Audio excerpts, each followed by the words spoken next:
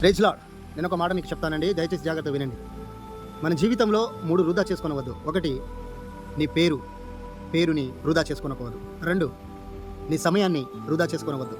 3, నీ ప్రాణాన్ని అనవసరంగా వృధా చేసుకోవద్దు.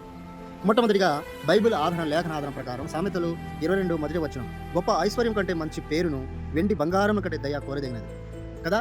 ఐశ్వర్యం కంటే మనం సంపాదించిన, మన పాటుపడుతున్నటువంటి, మన కష్టపడుతున్నటువంటి, మనం సంపాదించినటువంటి దాని అన్నిటికంటే పేరు గొప్పదనే విషయాన్ని మనం గమనించాలి. ఆ పేరును మనం చెడగొట్టుకోవద్దు, డ్యామేజ్ చేసుకోకూడదు, చెడగొట్టకూడదు. ఎందుకంటే ప్రకటన గ్రంథం చెప్తా ఉన్నది, మొదట నీకుండిన ప్రేమ నువ్వు వదలకుండా దాన్ని గట్టిగా పట్టుకోవాలి. ఈ పేరును, నీ సాక్ష్యాన్ని, నీ జీవితాన్ని, ఆ పేరుని చెడగొడితే ఇక లైఫ్ అంతా చాలా డేంజర్ జోన్లో మనం ఉంటాం. కనుక ఆ పేరుని జాగ్రత్త కాపాడుకోవాలి.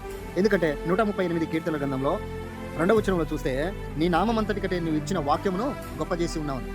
దేవుని నామం అంతటి కంటే వాక్యమును గొప్ప చేసి, ఆ వాక్యం నీలో ఉంటే నీ పేరు నిలబడుతుంది, నీ ఇంటి నిలబడుతుంది. Praise Lord. రెండోది వచ్చేసి మనం చూసుకోవాల్సింది ఏంటంటే సమయం.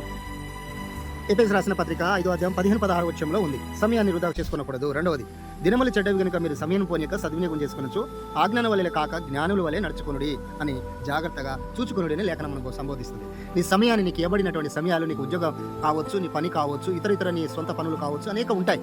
ఉండదని నేను చెప్పలేను, కానీ ఉంటాయి. కానీ నీకు ఇవ్వబడినటువంటి సమయాల్లో ఎన్ని వృధా వెళ్తున్నది, దేవునికి ఎంత అప్పచెప్తున్నావు, దేవునితో నువ్వు ఎలా గడుపుతున్నది ముఖ్యం. అందుకు మనం సమయం ఉన్నప్పుడు మనకి ఏం అర్థం కాదు. మీరు గమనించండి, పెద్ద వారు సమయాన్ని వృధా చేసుకోరు.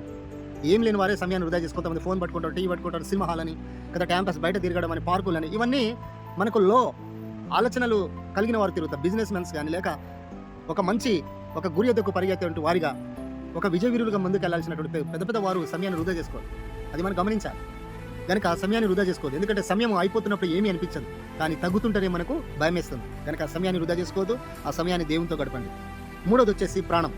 నీ ప్రాణాన్ని కదా అనవసరంగా పోగొట్టుకోవద్దు. అంటే పోయిన ప్రాణము, ఇక్కడ ప్రాణం ఉన్నంతసేపు ఈయన చరిత్ర ఏంది, ఈయన విధానం ఏంది, ఈయన జీవితం ఏంది, మనం పరీక్షణ చేసుకోవాలి ఒకసారి. తర్వాత ఇతను ఏదైనా ఉపయోగపడ్డా, దేవునికి ఏమైనా ఉపయోగపడ్డా, లేదా సమాజంలో ఒక మంచి పేరు సంపాదించుకున్నాడా అనేది మనం విచారణ చేస్తే ఏమీ ఉండదు, జీరో ఉంటుంది.